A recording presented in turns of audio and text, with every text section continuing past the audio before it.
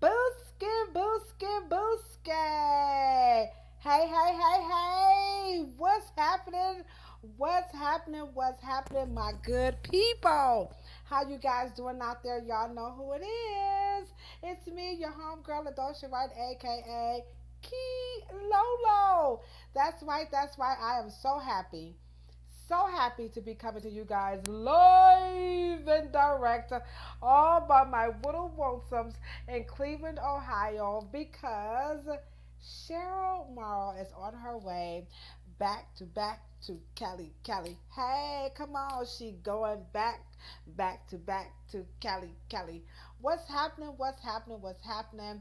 I hope you guys are having like the most wonderful day ever, because I am so excited to be coming to you live right here from the Reverence Design Team Hair Salon to give you guys a fascinating update on what took place at the sold out premiere of the documentary The Narrative. That's right. It went down pretty good right here in Cleveland, Ohio, and I was truly just blown back by the amount of support, the feedback that I received, and just also the call to take the documentary to the next level. So I hope that you guys will get ready, because we're going to be uploading that baby probably in the next 48 hours, okay? So you guys will get a chance to see what the documentary is all about. So we did see some glitches. All right, we'll talk about that too in the live. But before we actually go into the sold out experience, that's what this podcast is all about, the sold out experience.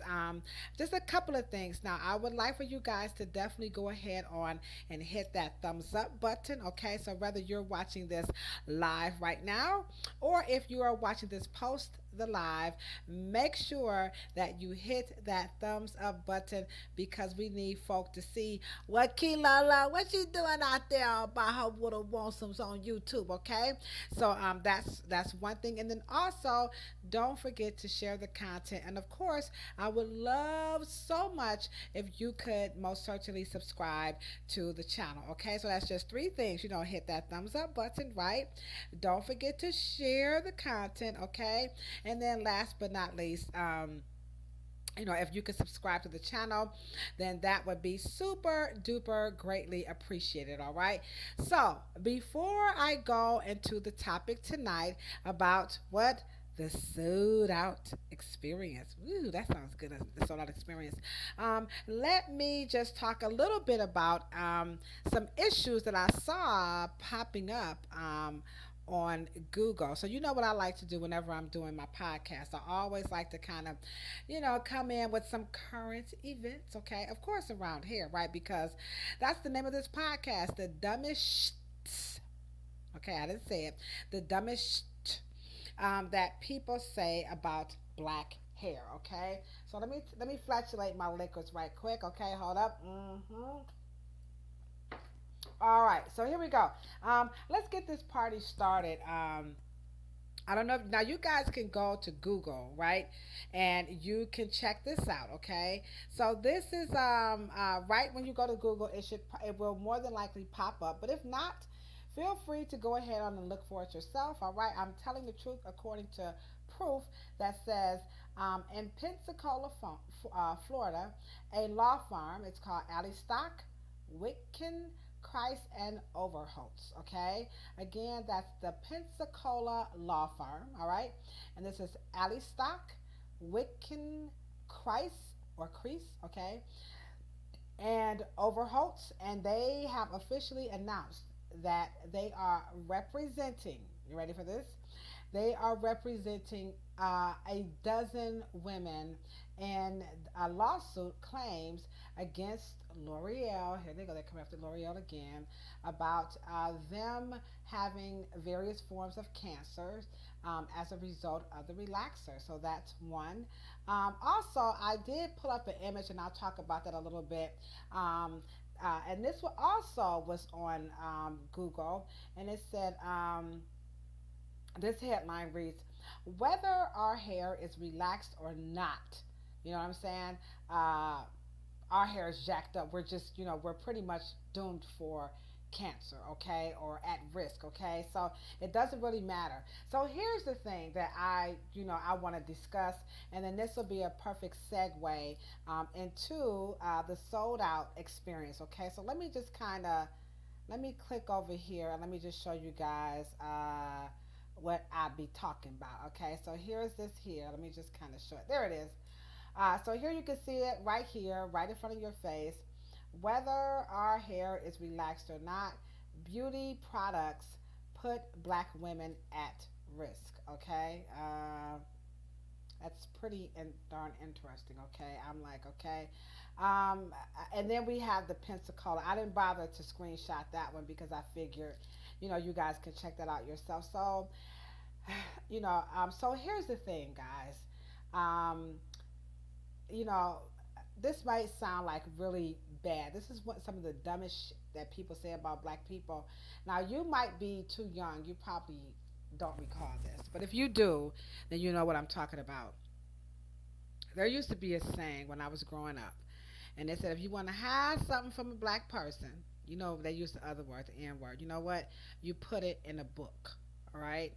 And so this is one of those situations where if you want to hide something from a black person, put it in a book because they think that we don't read. Okay? They really, really, really think that we don't read. So I'm going to just ask everybody if you could, you have to take the opportunity to actually read the research. Okay, and the research really, really, guys, it's really taking you down a journey over a 10 to 15-year span where they collected some information from sisters of women who had relaxers, and it just kind of kept growing like a snowball effect. And so what you ended up with was a disclosure of I have cancer and I used a relaxer. When you get to the bottom, okay, when you get to the bottom of the screen, okay, then you're going to when you get to the bottom of the research, you will read on your own that it says number one, they have to do actual research. And I'm not saying questionnaires are not good research, but they want to do more because there's so much more that they need to look into to really find out if this is true or not. So that's one. So number one, the research that we're reading, the headlines, such as this one. Let me just go back to it again. Let me go. We're gonna move back over here. So here we go. Such as this one right here. Okay, so this one says whether our hair is relaxed or not, beauty products put black women at risk. Okay, where am I at? Here I go. Okay, let's use this hand. It's this kind of stuff right here that seems very, very, very. Um, I don't want to say like predatory, but it seems very slighted because I don't know of such ingredients that only attack black people. You know what I'm saying, Kilo? Okay. I don't know an ingredient that puts black people more at risk. I'm just not quite sure. So I'm not a chemist, of course. Okay. I'm most certainly not a researcher, scientist, nor am I an MD. But if you are, and this is why we have these podcasts, because when you watch the media doesn't really go into this into detail. They don't really, answer the questions. They give us these like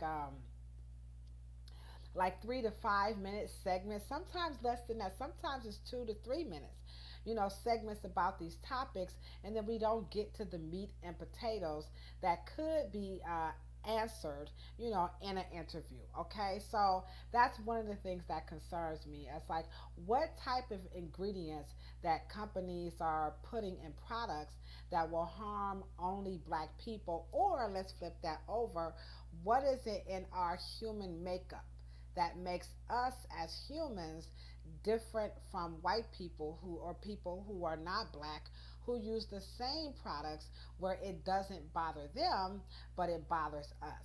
Because if either is the case, then will every single black person in the United States of America and now around the world be able to go after all of these manufacturers to say, you guys are deliberately killing us?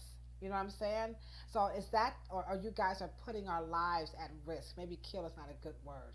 That you're putting our lives at risk. So we have to really unpack, these types of headlines, this type of information, in a very, very, very insightful, but on purpose way to find out exactly what is science now saying about people who are quote black and white, because the last time I checked, the whole black and white thing, like that's like pseudoscience. Now we're not talking about phenotypes where people from certain regions have different characteristics. We do get that part, but when you use the terms like black and white here in the United States of America, I'm going to struggle with that, because you can read Jacqueline Batelora's book where she talks about the creation of white people, where we know sometime in the early to mid 1600s the term white people was created for what, right? To justify what? Slavery. So you can listen to so many scholars, from Tim Wise to Malefe Asante, to you can go check out the pseudo killers. Even my BFF Kevin Chill Hurd, he talks about this. So we have so many school of thoughts around the pseudo science of race. So I'm just concerned when I see a headline like that, because it's making, it's putting the boogeyman effect on, black hair care products and people who make products for black people. Okay, so that's where I'm going, that's where I'm at with there. So you guys let me know, if you see something, if you know something, hey, don't be afraid to go ahead and drop it in the chat, because it's just me, Kilo, going solo, dropping down the knowledge. And then we just can't do this alone. This is a very huge, huge concern. The content is so large. There's really no way one person can have all of the answers. And for certain, there's really no way one person, a la AKA Key Lolo, can ask all of the questions. So feel free, to drop the answers in the chat, because I'm just really concerned and confused as to how they're able to make these types of claims when you have two different school of thoughts. Number one, about the research itself, that is inconclusive, and then number two, just the whole language around something that's just for black people. So and then we're not talking about targeting as a marketing ploy. We're talking about science that says, this right here. Let me go back. Let me put it up again. Hold on. Show. Sorry. Okay. So science that says, whoops, oh, where's my finger? There it is. Okay. So science that says this kind of stuff right here, right? So whether or not our hair is relaxed or not, beauty products put black women at risk. Anybody feeling me on this one? Remember, black, that's made up. It's pseudo. Okay, and if it isn't, or it is, either way, what is it about us as humans? Because remember, we're all humans at the end of the day.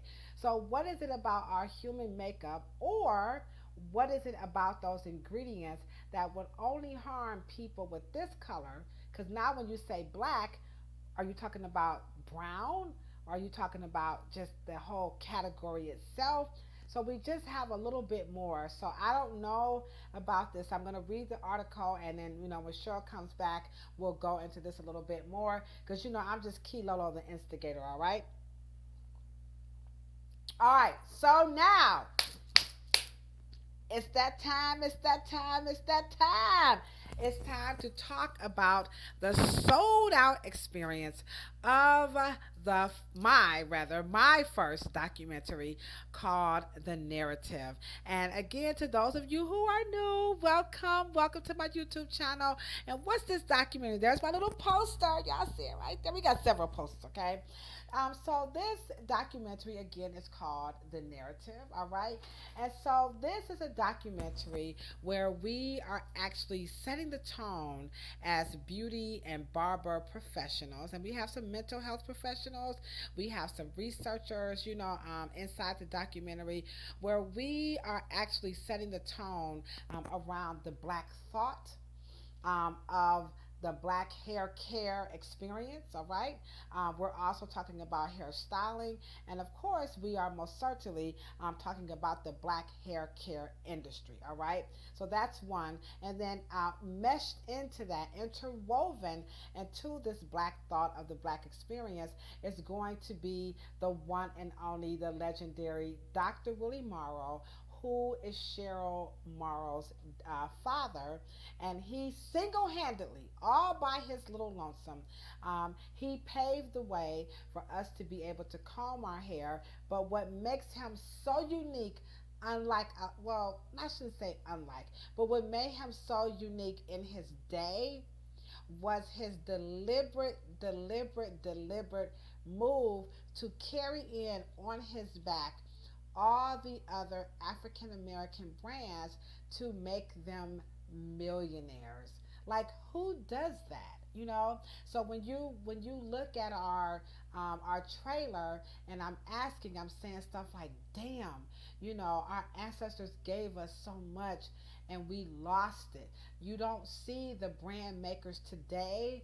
I'm not trying to knock Taraji P and Shea Moisture, but you don't see them carrying that big load of three things. Because Dr. Morrow, his ingenuity was threefold. So one, he had science, right, slash chemistry. Number two, he had a very, very strict and very coveted, commitment to the black professionals, right? And then number three, Kwanzaa is coming up, okay? So if anybody personified, Ujima, and collective work and responsibility, and the seven principles of the Nguzo Saba, you really get to see him doing this whole collective work and responsibility.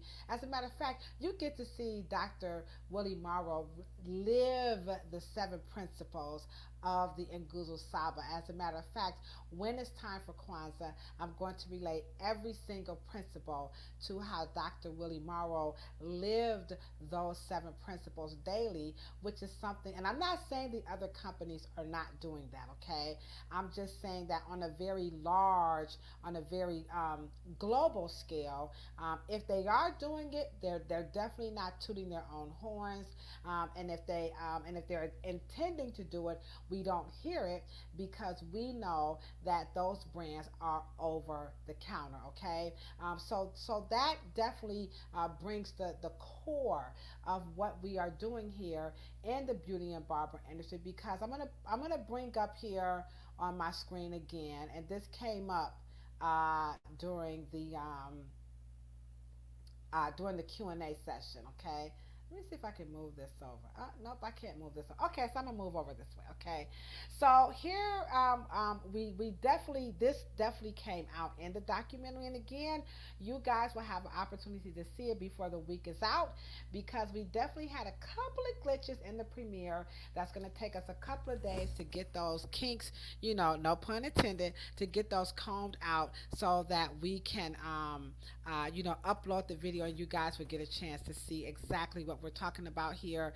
But for certain, in the documentary, we talked about the lack of education on Afro hair in the beauty and barber schools, that it could definitely be more specific, and we can definitely go ahead on, as Cheryl would say, reimagine the education of cosmetology and barbering to do a lot more around Afro textured hair. So we have this whoops, which finger is that? Oh, this one here, I'm sorry. So we have this bill here, okay? There it is. There we go. Okay, so we have this bill here, right? Protect my profession. So this is a bill about House Bill 542, where they're trying to, lower these standards of education. And in the documentary, we talked about the importance of education, particularly around Afro hair, because we see, I mean, when I tell you it's an overt attempt to desegregate the beauty industry, which is not a good thing. Uh, Segregate, I'm sorry, to segregate, to divide and segregate and then fragment the beauty industry is not a good thing. Again, because Cheryl talks about this, it's really only one hair texture with several different expressions. But because a lot of people are so miseducated, we're getting these types of bills where they're saying lower the standards of education. And then you have one other group over there talking about we don't want the government in our business, so we want to just go ahead and deregulate it altogether. These things are not the best thing for the public. Now, I don't think that's the 100% answer to it, but I'm telling you, this thing right here, this House Bill 542, not quite sure about that. So, in the actual premiere, we actually talked about this and we asked people to visit protectmyprofession.com so that we can definitely preserve the education in cosmetology and barbering. We want to raise the standards, and we are not necessarily anti government regulation. I like to say it like people say, I don't like the government in my business. Yeah, until you need some help. Till you get a flood or tornado comes through, right? We all want the government to come in and offer some money, right? Whenever the roads are all messed up, we're going to the government and we're saying fix our streets, our police force. We want government funding to help that, our school systems. So we definitely use the government. Is the American government 100% like perfect? uh no. Okay, we get that part, but as citizens, we can do our part to make this a much much much better situation without taking away from the people who need it the most, because education is priority one. So that also came up in the documentary. Now, let's talk about the actual sellout experience.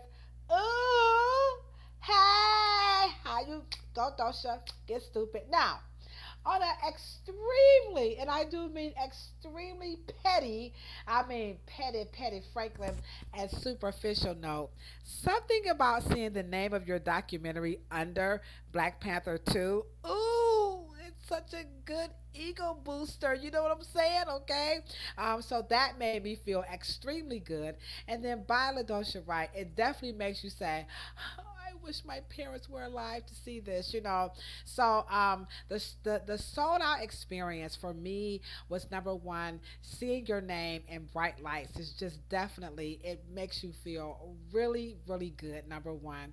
Number two, seeing your name in bright lights for Black History, hot damn malicious. That is absolutely awesome, because this documentary, we are highlighting the legendary Dr. Willie Morrow. I mean, I can't say it enough.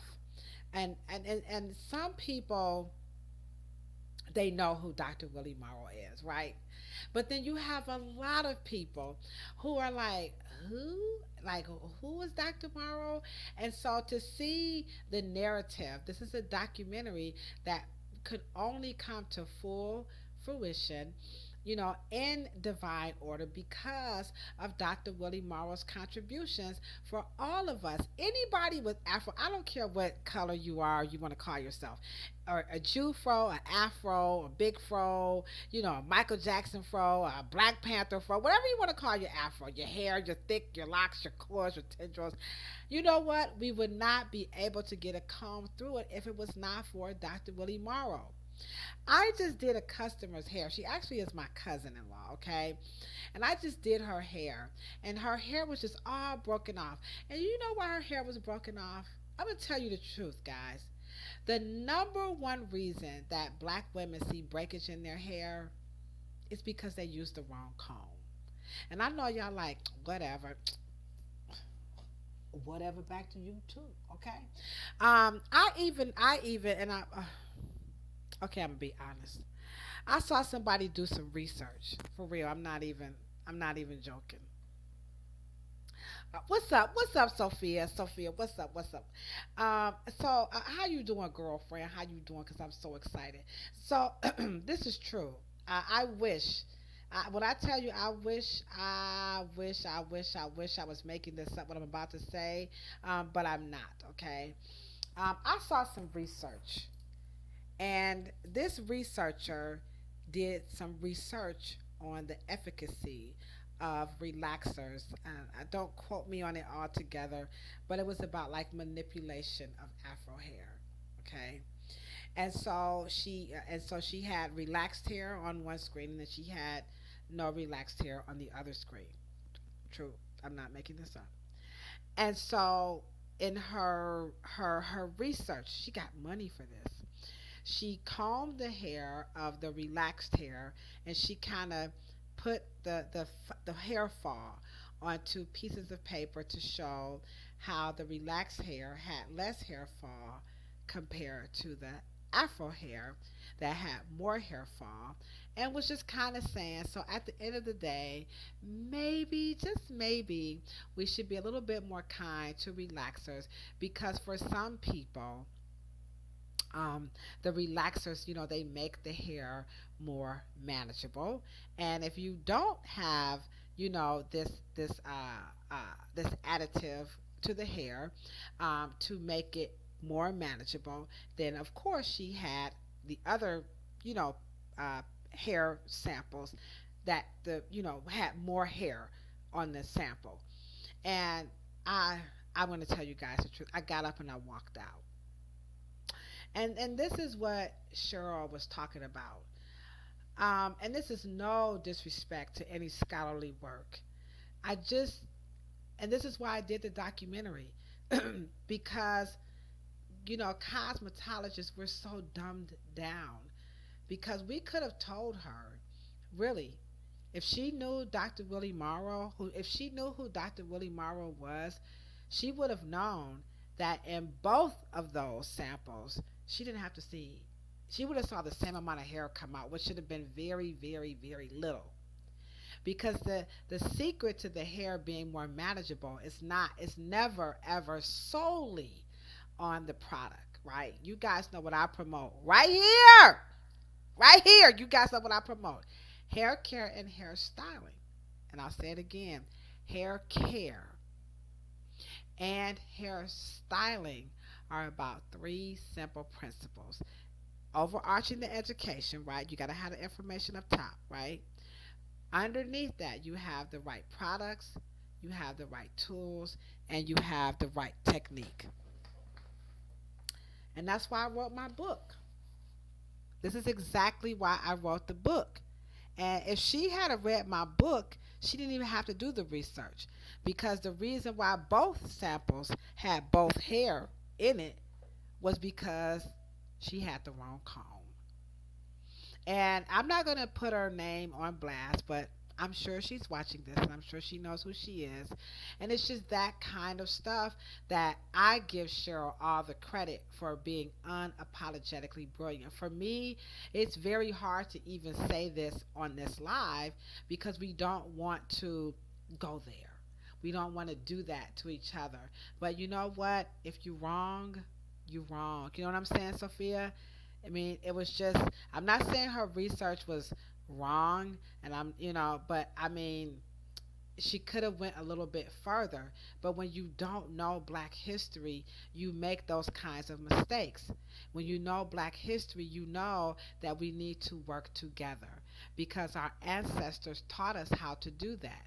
There was no need for her to do that research without consulting with the cosmetologist, who understands what the hair coming out is all about.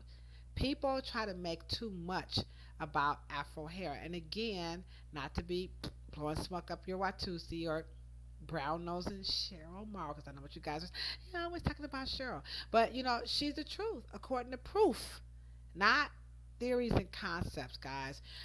We're talking about proof. And anybody who has ever sat in my chair, anybody who's ever watched my YouTube channels or listened to my podcast, you know that that's all I tell everybody. You got to have all three. You got to have the right products, you got to have the right tools, and you got to have the right technique. And then overarching that, you've got to have the right education slash information. If not, you do stuff like what you see. And let me just go back over here. Hold on, rock with me. Hold on. Whoops. Sorry, guys, because I'm clicking the wrong thing. So you'll see stuff like this. Okay? You will see stuff like whether our hair is relaxed or not. Beauty products put black women at risk. You ain't gonna say that about white people. You just, you not. You're not. I don't care. I'm at this point now because I can't take it anymore. There's only one narrative about our hair. There's only one. All right. There's only one narrative, and the one narrative about Afro hair is it's the first texture with different variations. Period. Period. So all this stuff right here is doing nothing but scaring you. It's making you spend more money, and it's dividing us. And we're already segregated as it is. Now, is there something different about people with Afro hair compared? Is there something different about the heads of hair on people who have it more texture compared to those who don't? Yes. Yes. But this, to me, this type of stuff right here is, it ain't nothing but propaganda because you're playing on people's emotions. And you know who does this better than anybody? I'm talking about, they do the best job at it. All right. Um, uh, the name just escaped me. The Weight Watchers. Weight Watchers uses the emotion quotient better than any branding marketing technique I've ever seen. And their emotion quotient is, we know what it's like to want to lose weight and still want to eat. That's the emotion. They know what that feels like. And so when you see journalists who do that type of stuff, you already know I'm going to write to the journalists. We have to stop it because the only people we're hurting is black people. Because why are you targeting? You're being specific. And so in our sold out experience, we talked about this. You know, I'm not knocking the Hulu documentary that Oprah and them have. All of those narratives are very real. The hair shaming, the discrimination, all of that stuff. Um, People wanting to touch your hair, and the Crown Act. We not about to sit up here and sweep that situation under the rug. But what we not gonna do is we not gonna talk about the overarching issue, and that's what the narrative. That's what I'm talking about with this documentary. We had a solution, but everybody want to be so foxy.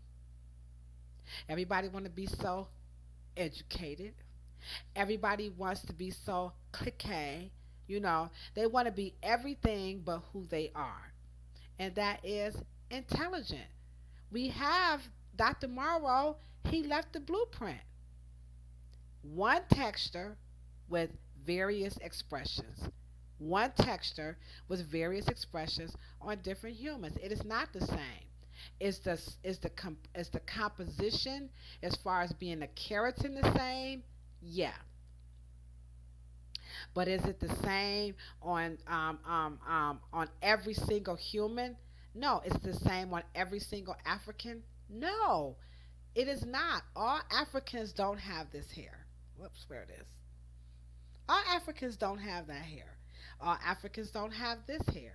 You see? So we have to go there. But when you look at those types of articles, they're really trying to drive you down the boogeyman. Ooh, watch out, Negroes. That's the dumbest shit people say about black hair.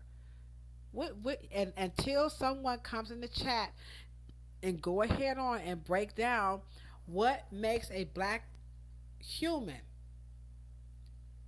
physical composition to put them at risk when they use beauty hair care products in America, that they are more at risk? Or on the flip side, what is it about those ingredients that when we slap them onto our skins and our bodies that puts us at risk compared to when white people don't do it? And in our documentary, if you watch the documentary, I'm revealing who's behind that. Oh yeah, I'm like Cochise. If you're from Cleveland, you know who DJ Cochise is. I'm telling it all. I did. I put them on blast. I did. I found the interview.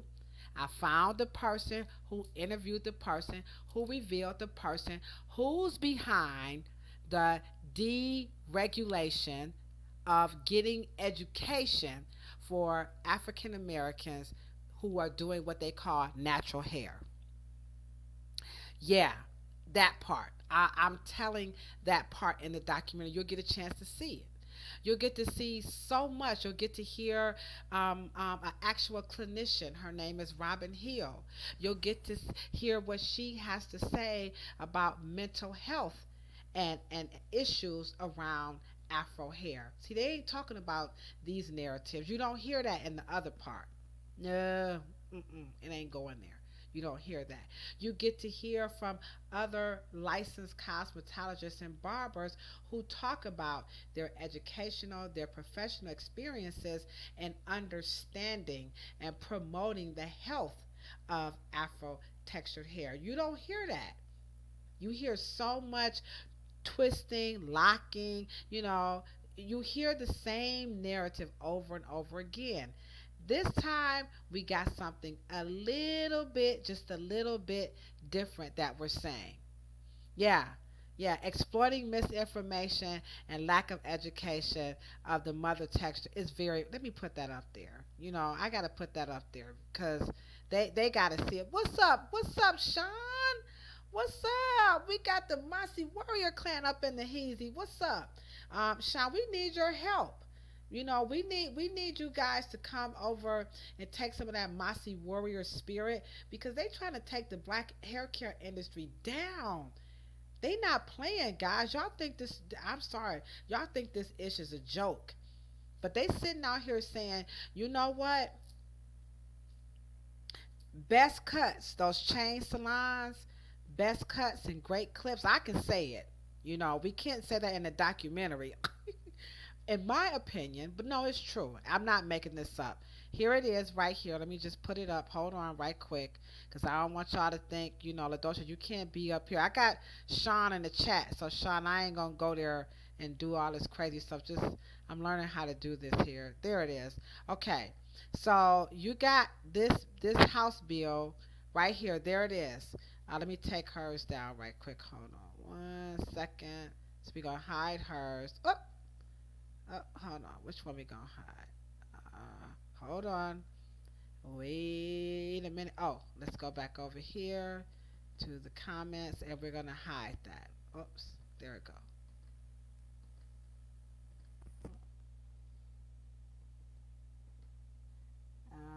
Where she is up here. Okay, there we go. I got it down. All right, so here we go. So here you have House Bill 542. So now this is in the state of Ohio. Remember, every state has their own government, okay? So here in the state of Ohio, this House Bill 542 says lower the standards of cosmetology education to 1,000 hours, all right? And then what they did was, remember, I changed the law here that braiders had to have the education. Now, I didn't do it by myself, but I galvanized over 800 licensed professionals of all races and ethnicities to say we want education for braiders and quote unquote natural hairstylists. So what they did with this bill is they slid in the amendment. Check this out, y'all. You know what they call that, right? That's that lame duck stuff, right? They slid in the amendment, right, to say we gonna throw in we don't want them braiders to have education. Now they already got this going, and so what happened is they went on ahead and they said we approved it. Now it's got to go to the Senate to make it final, right? This that schoolhouse rock. I'm sitting here just to be on Capitol Hill, okay? So this stuff is happening in real life, all right? And it sounds real foxy. We don't need to be spending all that money on cosmetology education. It's a barrier to employment. Them hairstylists ain't paying no taxes. They need to just, become employees and pay their taxes and become law back, like that kind of stuff, okay? Now, here's really what it is. And this is where you guys can help us because the black beauty industry, we don't have any scholarly people or people who are doing the research to help us. And this is why I'm doing this documentary because we need to help y'all. We got the Mossy Warrior Clan, Kofi Pasai himself. He's featured. Now I'm not gonna be I'm not gonna do the spoiler alert and tell you what he's talking about, but he is in the actual documentary. I didn't go to Harvard or Yale because they're not studying us. But the Mossy Warrior Clan, they study us. And so we need the help of those type of scholars to debunk this ignorance that this type of bill is saying that we don't need this education. Two reasons: one, government regulation, and then two, black people just be black. We already know how to braid hair. Really? Y'all coloreds, y'all already know how to. That's how they doing us, y'all. But really, what they're saying is Claire Osterhage. Look her name up. I'm about to type her name in the chat. Here we go. We're gonna go there. Her name is Clara Osterhage, right? And she owns. Let me put that in there. I got a little time. She owns 81 Great Clips in Ohio, and she owns some in some other states, but we just focusing on Ohio. Now, I am not throwing shade on Clara Osterhage because get that money, girl. Do what you do. But I want you guys to Google Claire Osterhage. So Claire Osterhage sits on this committee called the NFIB, something like that, okay? So these are the people who, what you call it? Lobbyists, okay, who wrote this bill, this 542, something like that, okay? So they're the ones who wrote this bill, right? Okay, so here we go. They write this bill, but they own the largest chain where you cookie cut. It's like franchises, like McDonald's. Again, I'm not knocking that model. I get it. So they're saying fast track the cosmetologists and barbers. Don't give them any education. Let them get the minimum and fast track them into employment where we could train them ourselves. So that already limits how you're going to look because you got a chain salon that's controlling the image of Americans. The Stepford Wives syndrome. That part. Y'all think this, I'm telling y'all, I'm not making this up. So if we get all of them trained, you know what that means? Black people are going to be like, we ain't doing that. Why? Because in that bill, House Bill 542, what they said is anybody who does natural hair can just pay the state for a boutique license. Really? Really? Really? So you pay for this boutique license and you could do what you want to do. Not because, I'm not saying black people don't know how to do this. I'm not going there. Follow me on this one. What I'm saying is if Clara Osterhage and the people who own those franchises, right? What they're really saying is we don't want black people coming into Best Clips with those locks, twists, coils, kinks, box braids, or any other heat-free natural hairstyles. We don't want them in our business. Are you guys following me? I hope you are. That's what's taking place. And so in the documentary, we get to unpack not that issue, but just some of the issues that's really compromising, who we are and what we can do as a people. And as Cheryl would say, how we can reimagine, chemically altering our hair. It's time. We have a legacy. Dr. Willie Morrow left us a very, very rich, rich legacy. So we have some ways that we can grow forth.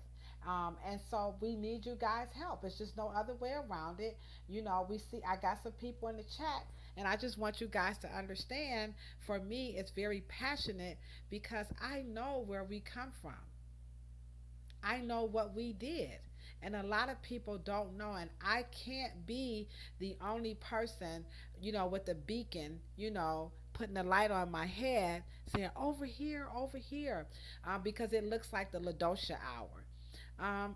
It's for everybody, because like we said, the textured hair is not just on people with this complexion, but people who are of another complexion and they have textured hair, they don't want to be associated with people with this complexion sometimes because of the divisiveness, the ignorance of something like a House Bill 542.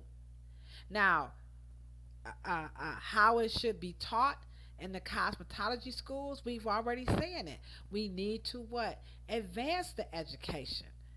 There's so many ways that we can do this. So the documentary, we tackle a lot of different areas, from a financial, a social, a political. We got all of this covered, and it's really broad. And hopefully when you guys watch it, you will get the feeling that something is left unfinished, undone, and that we need to see what other narratives are there out here about Afro hair, okay? And so we have a few more minutes as I wrap it up, and I'll talk about, again, I'm talking about the sold out experience. So, number one, we got the sold out experience of, just the information about the documentary, all right?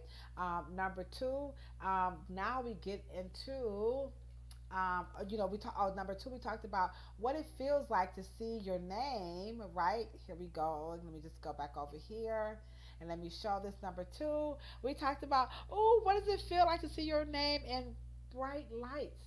So on a superficial note, it felt really, really good. It makes you feel really accomplished. But on a bigger note, to see your name in bright lights in honor of Black history, man, I hope I'm making my ancestors very proud, because we've moved forward. Back in the day, there was no such thing as marquees and movie screens. So hopefully I am making my ancestors proud as I'm moving forward with the times to keep their legacy and their education and information alive. All right. Now, last but not least, what made that sold out experience like the bomb? The people. The people made everything absolutely beautiful. So on that note, I got to give a super duper shout out to Cleveland, the 216. Y'all came through for the Black beauty and barber industry and the legacy of Dr. Willie Morrow. And I can't even find enough words to thank everybody. I was supposed to have like a little speech before I got started. I'm going to tell you the sold out experience. I fizzled. I dropped the ball. I was so nervous and so overwhelmed that I didn't pull out my speech. Yeah, I didn't do that. And then when it came time to answer the questions in the interviews, I was just so I was just so emotional and so shocked, because I honestly, guys, people buy tickets, right?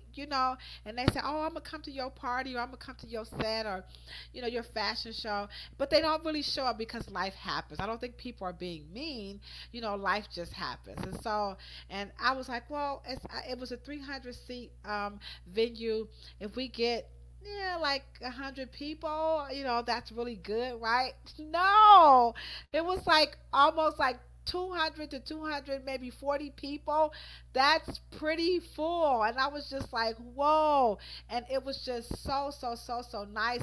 We couldn't do the Q&A. This is the sold out experience, because fate would have it, the microphones were not working and the venue was too large for us to be yelling across during a Q&A. So I apologize for that, but perhaps we can do this again. So I'm really thinking about doing another premiere, and we can really do it right. Maybe I might have to pick another venue, or maybe I may have to make sure that we have our own mic situation. I'm not quite sure, but that was the humdinger about the solid experience. Okay. The other thing that the people did that made life so lovely, and I brought some samples here. Oh, let me get this. Roses. You know how when you're on stage and at the opera and everybody is throwing roses? Dude, I never got so many roses. And let me just tell you, I must say that when your parents say, don't give me my flowers when I'm dead, give them to me while I'm alive. Thank you, Cleveland, for giving me my roses while I'm alive because everybody knows when I die, all I want is a KRS-One song being played at my celebration of life, right? All hip hop. I don't want no funeral. You guys know the routine. I don't want any of that. I just want y'all rapping and having a good time and talking about go Key Lolo, get stupid. You know what I'm saying? So I'm getting my flowers now, and so you know how many flowers I got. My house and my business practically looks like a miniature, rose store. And I got all different color roses. So that was also a part of the sold out experience that people just show you so much love. And I got like about 4 minutes. And let me just say this to any person. And I know y'all like, here we go. We know if you have your dreams. No, I'm telling y'all, for real, do not let anybody deter you from your dreams. When I tell you I knew nothing about how to do a documentary, I, I'm so stupid and so ignorant to how to do a documentary.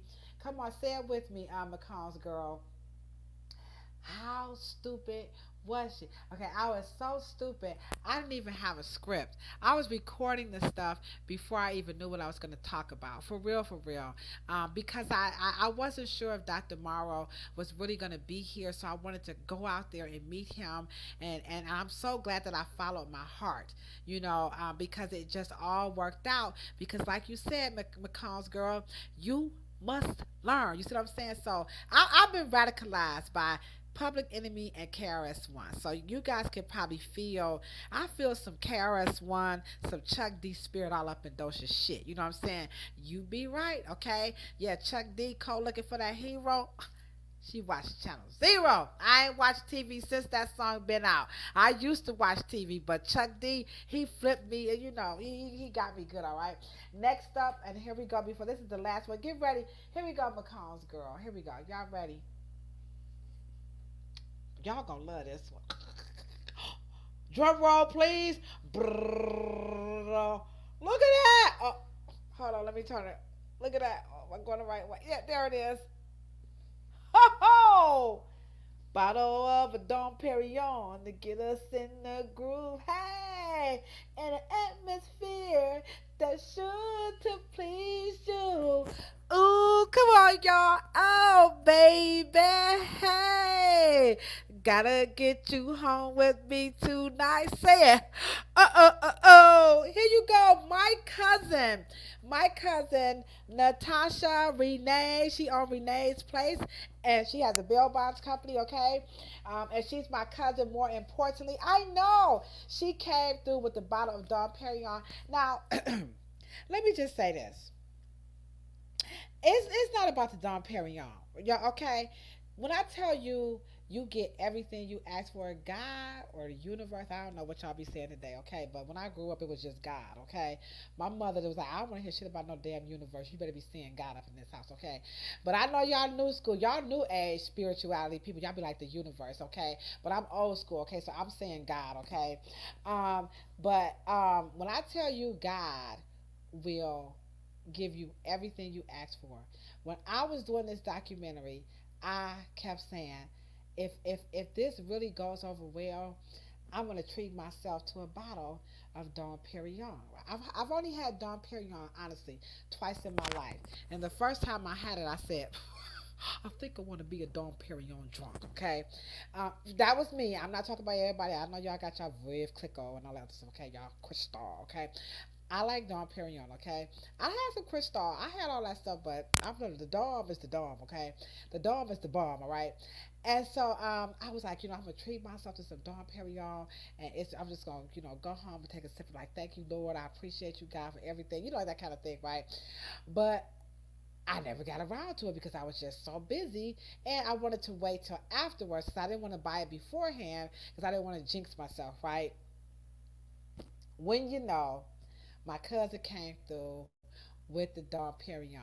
So that was giving me a sign already from God, or you guys call the universe, okay? From God saying, you're about to be a success tonight. So halfway through, people coming in, like I had a line out the door. It was like just like the stuff you see off TV, like dreams really do come true. I felt like Sally Fields.